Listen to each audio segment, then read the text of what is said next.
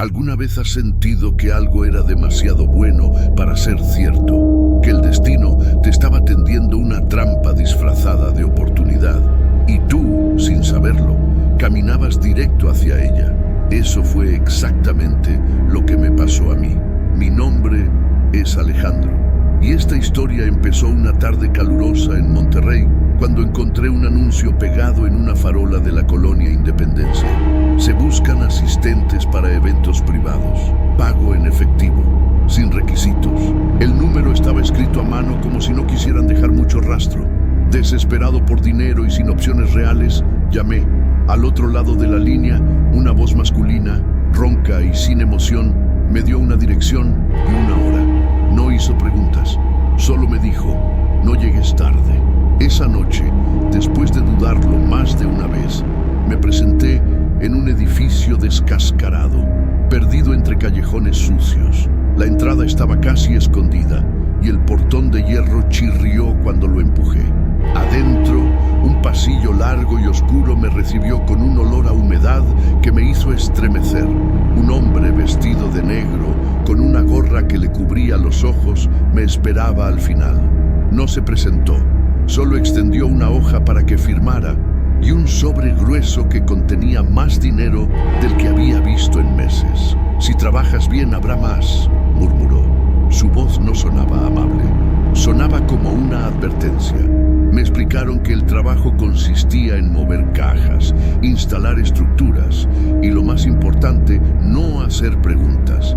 Lo que en ese momento no sabía es que estaba a punto de ser parte de algo mucho más siniestro de lo que mi mente podría procesar. Esa primera noche, mientras montábamos un pequeño escenario en lo que parecía ser una bodega abandonada, empecé a notar cosas que no encajaban.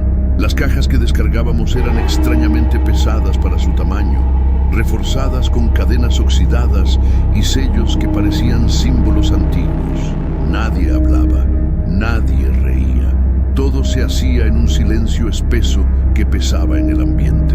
Si amas las historias de terror, te invito a suscribirte y activar la campanita. Créeme, lo que estás a punto de escuchar es mucho más oscuro de lo que imaginas. Con cada tarea que realizaba, sentía una presión invisible, como si algo me observara desde las sombras. Y aunque el dinero era bueno, cada fibra de mi ser me gritaba que corriera.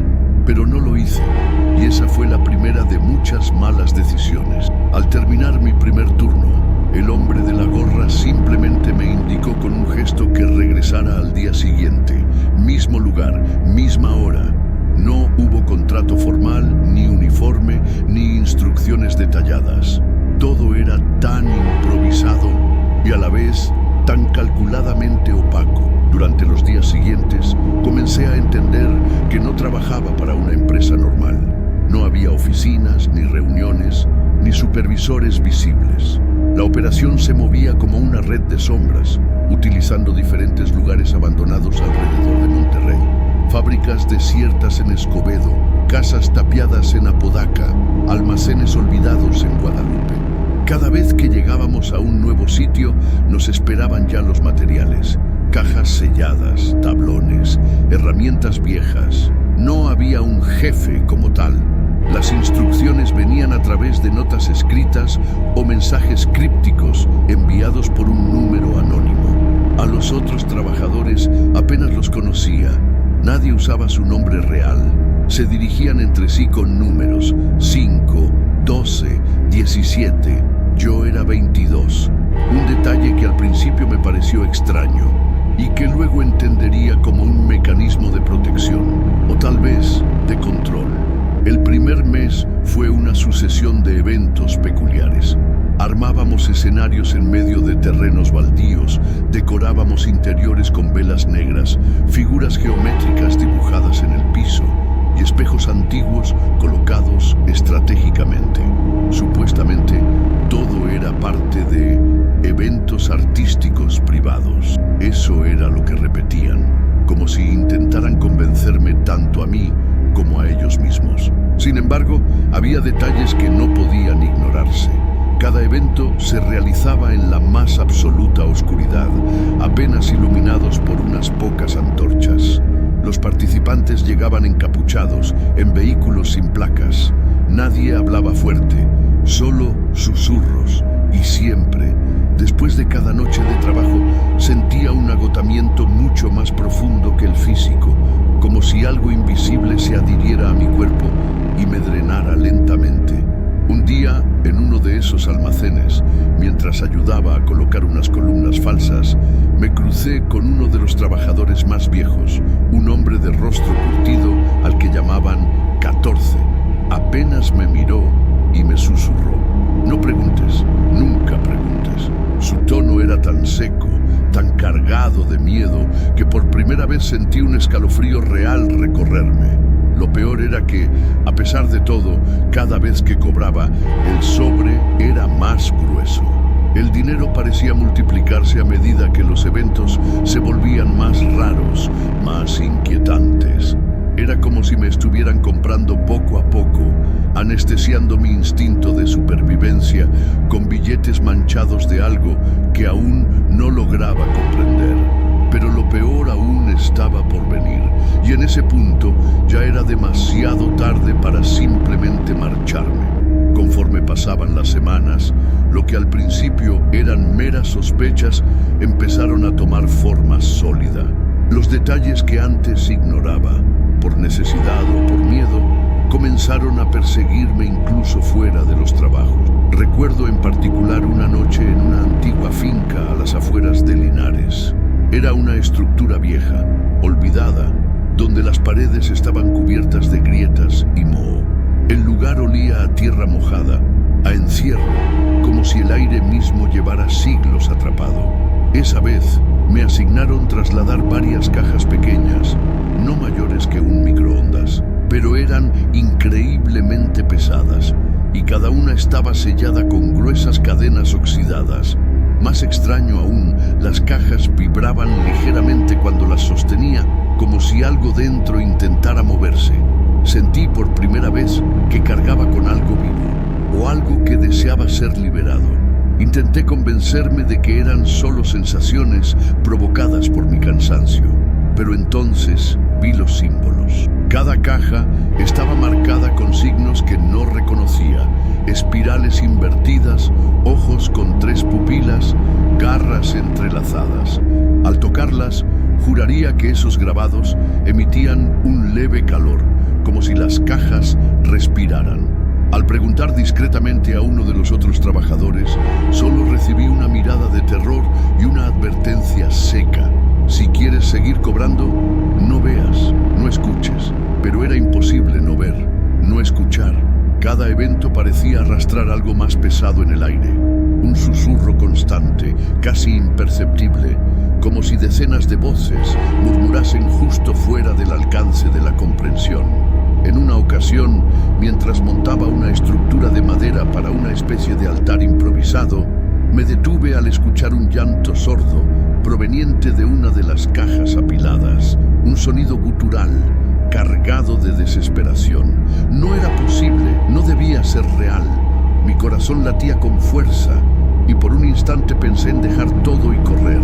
Pero entonces recordé el sobre de billetes que ya llevaba en mi mochila. Recordé las deudas acumuladas, los recibos impagados, las promesas que había hecho a mi familia, convenciéndome de que todo tenía una explicación racional. Quizá grabaciones ocultas, quizás efectos especiales. Seguí trabajando. Esa fue mi excusa, mi pequeño acto de autoengaño para seguir adelante. Sin embargo, esa noche, cuando llegué a casa, algo había cambiado. Las plantas del pequeño jardín frente a mi departamento estaban marchitas, negras, como si se hubieran quemado de dentro hacia afuera. Y en la puerta, dibujado con lo que parecía ser ceniza, había un círculo irregular, casi idéntico a los símbolos de las cajas. No había viento, no había vecinos bromistas. Algo o alguien había venido conmigo, pero aún no sabía que eso solo era el principio de una pesadilla mucho más profunda, una de la cual no habría retorno. Después de aquella noche en Linares, empecé a trabajar con una paranoia constante, como si algo invisible se hubiera adherido a mi sombra. Cada nuevo evento era más extraño que el anterior, como si me estuvieran llevando, poco a poco, más profundo en un laberinto del que sería imposible salir. Una de esas noches nos enviaron a una iglesia abandonada en las afueras de Saltillo. El edificio, devorado por la maleza y el abandono, parecía a punto de derrumbarse, pero aún conservaba sus vitrales rotos y un enorme campanario que se alzaba como un dedo señalando al cielo. La tarea era sencilla, según dijeron: instalar un círculo de espejos alrededor del altar principal, colocar velas negras y montar un pequeño escenario de madera vieja. No había explicación para el montaje. Nadie preguntó, nadie cuestionaba. Desde que entramos, el ambiente era irrespirable. El aire estaba cargado de un olor dulzón, empalagoso, como carne podrida cubierta de perfume barato. Las antorchas que encendimos no lograban disipar la penumbra densa que se acumulaba en cada rincón. Mientras trabajaba, noté algo que me heló la sangre. Los espejos, colocados alrededor del altar, no reflejaban nuestras imágenes correctamente. Era como si el reflejo estuviera un segundo detrás de nuestros movimientos, titilando, como si en vez de un espejo fuera una ventana a algo más. Intenté ignorarlo. Seguí moviendo tablones y colocando velas, pero algo me obligó a mirar nuevamente. Y fue entonces cuando vi a través de uno de los espejos algo imposible. Una figura, alta y encapuchada, de pie justo detrás de mí. Me giré de golpe. Nada.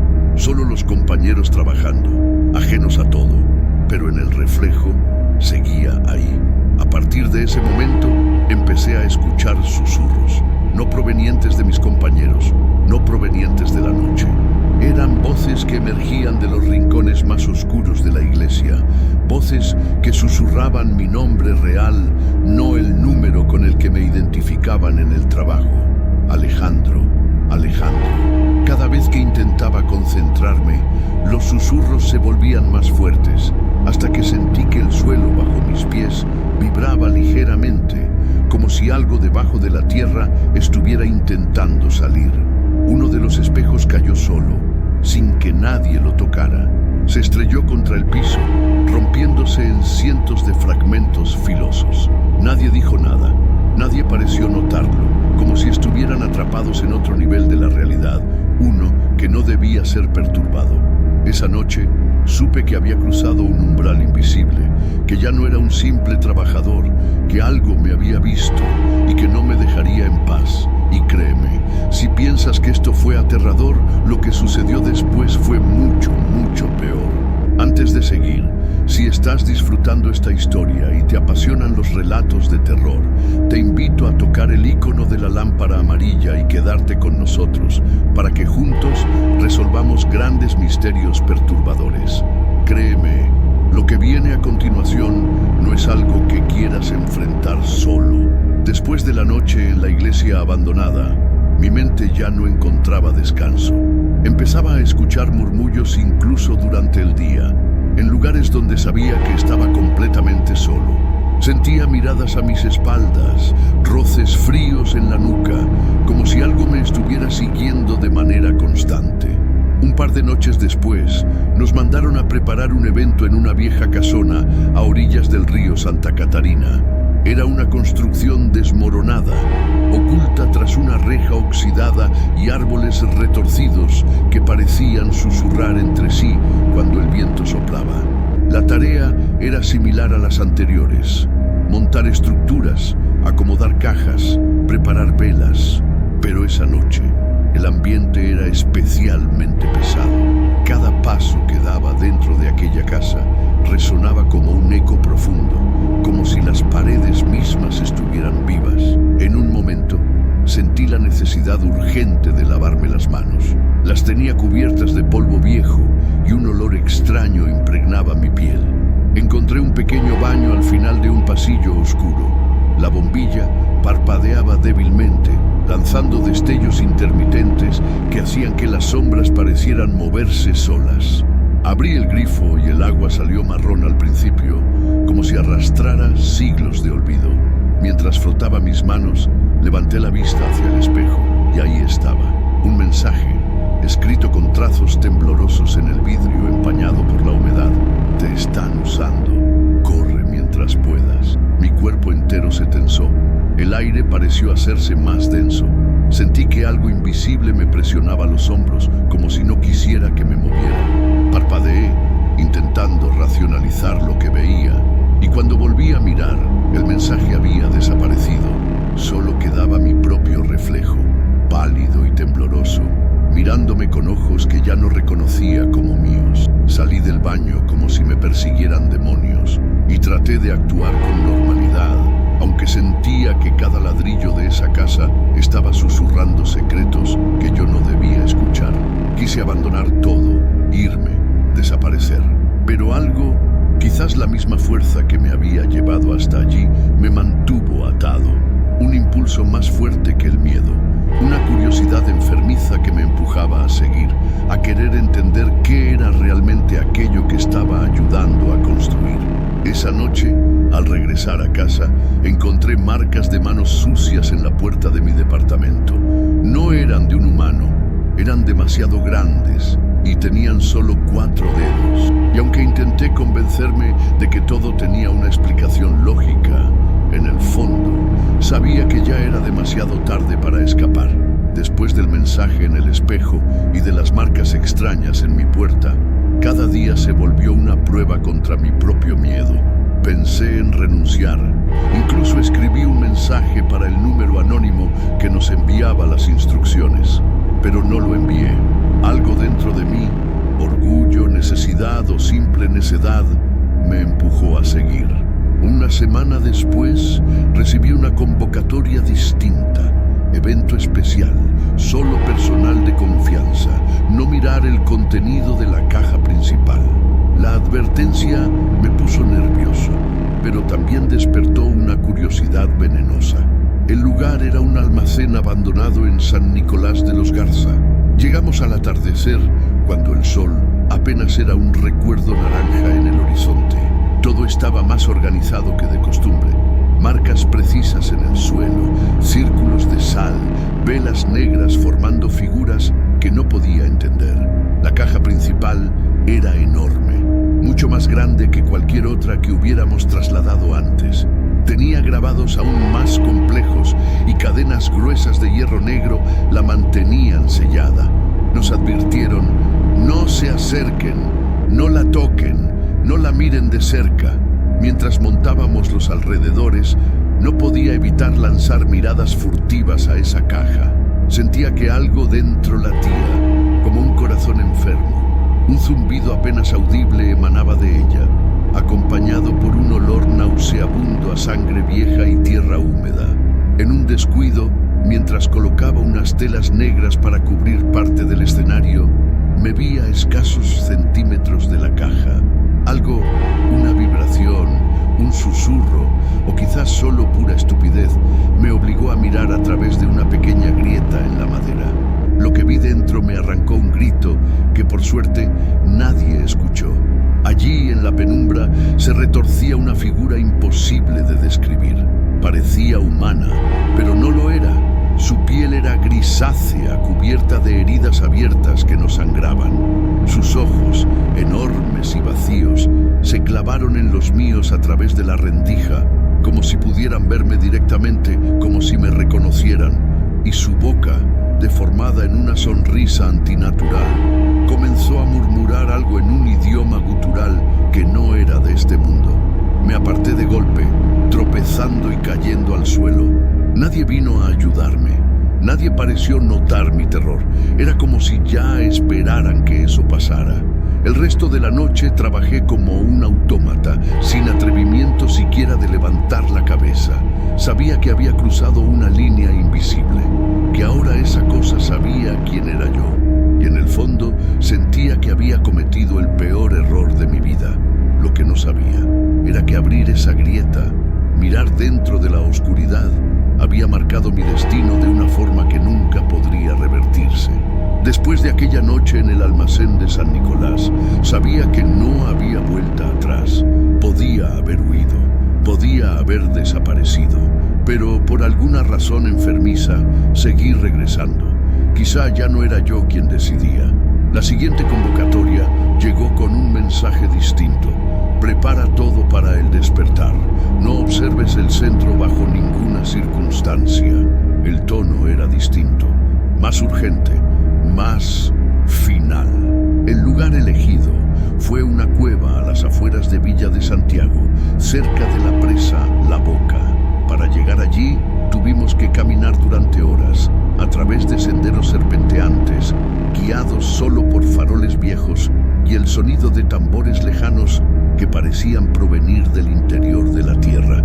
Cuando entramos a la cueva, un aire denso, casi sólido, nos envolvió de inmediato. Las paredes vibraban suavemente como si respiraran, y en el centro, sobre un círculo grabado en piedra negra, estaba la caja prohibida, abierta. Una figura encapuchada, más alta que cualquier hombre que hubiera visto, se encontraba de pie frente a ella. No hablaba, no se movía, solo extendía sus brazos hacia el techo de la cueva, mientras los demás, decenas de figuras encapuchadas, comenzaban a entonar un cántico que helaba la sangre. El sonido no parecía hecho por voces humanas. Era una vibración profunda que parecía retumbar en los huesos, arrancando pedazos de cordura con cada sílaba pronunciada. Desde la caja abierta surgió una criatura que no pertenecía a nuestro mundo.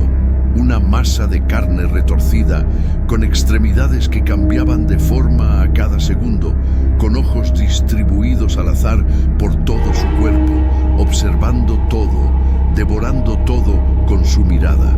De repente, trajeron a alguien, un joven, no mayor que yo, con los ojos vendados y las muñecas atadas.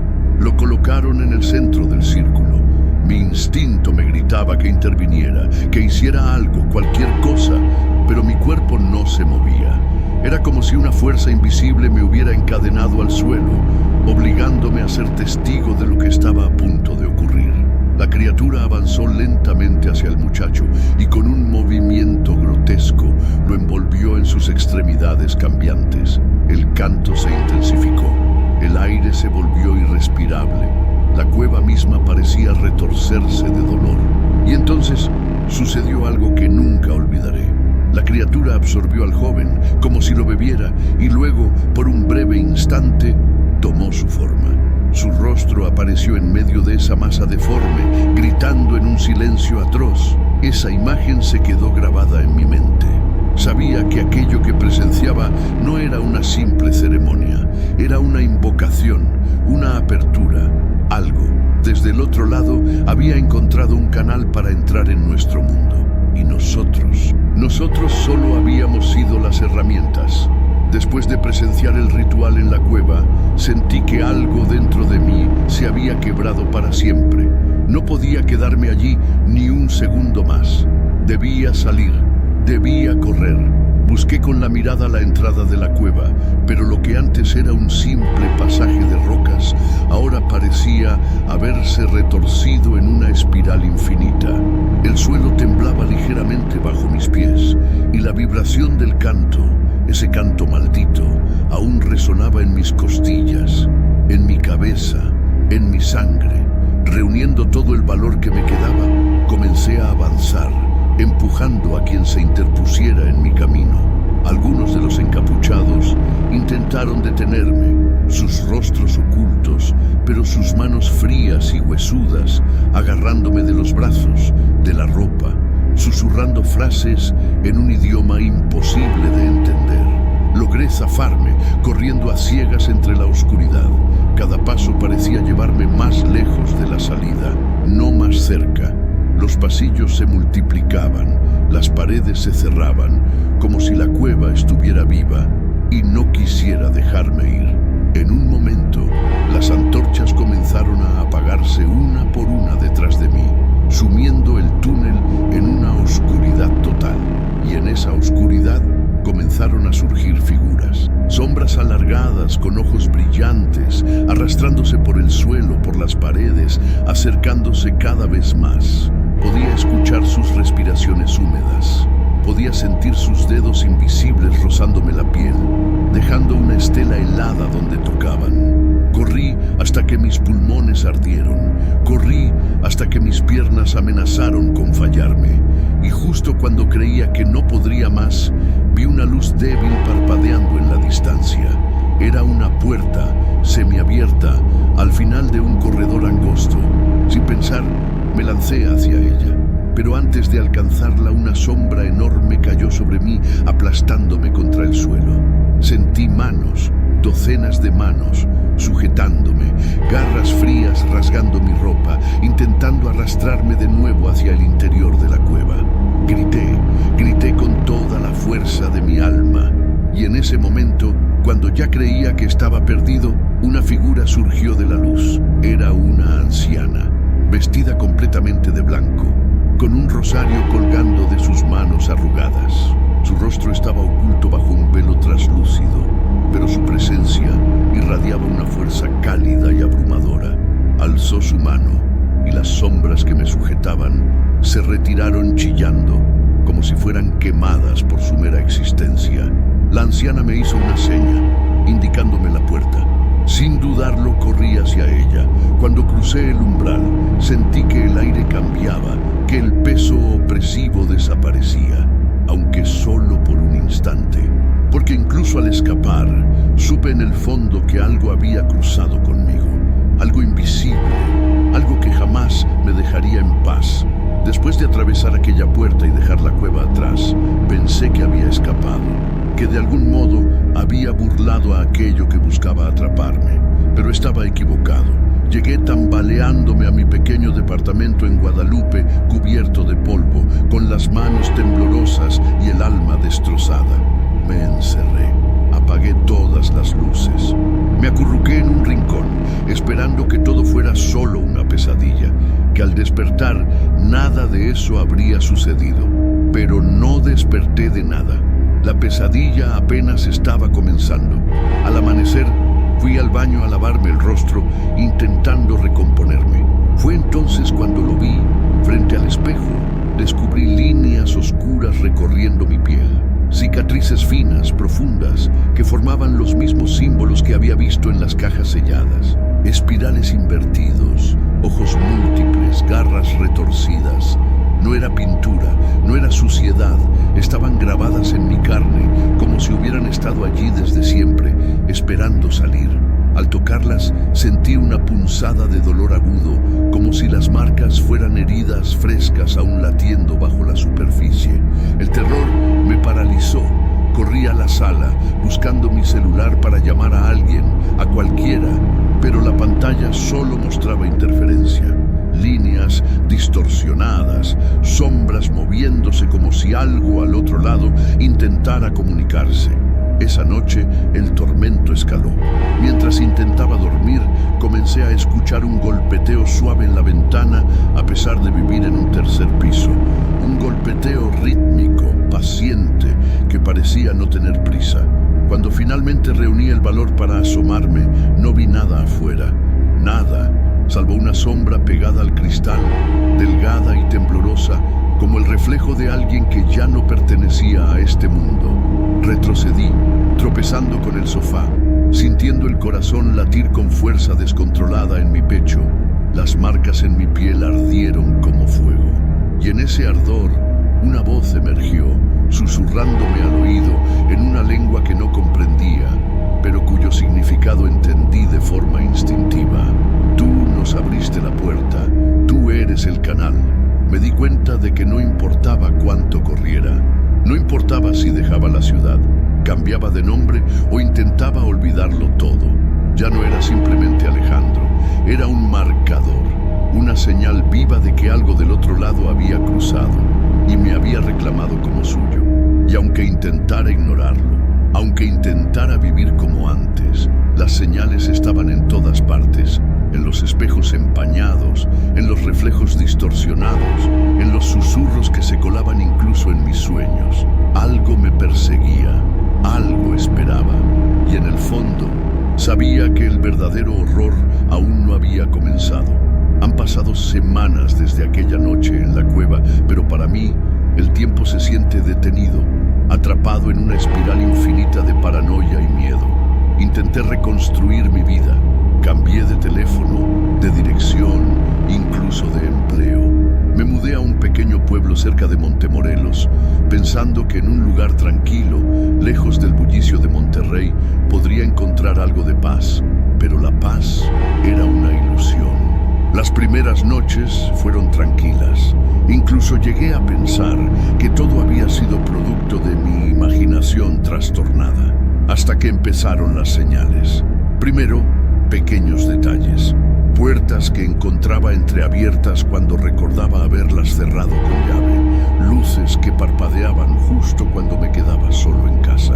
Sombras que cruzaban rápidamente el campo de visión. Demasiado veloces para ser personas, demasiado densas para ser ilusiones ópticas. Luego vinieron los sueños. Cada noche revivía el momento en que miré dentro de aquella caja, pero en los sueños la criatura no se quedaba encerrada.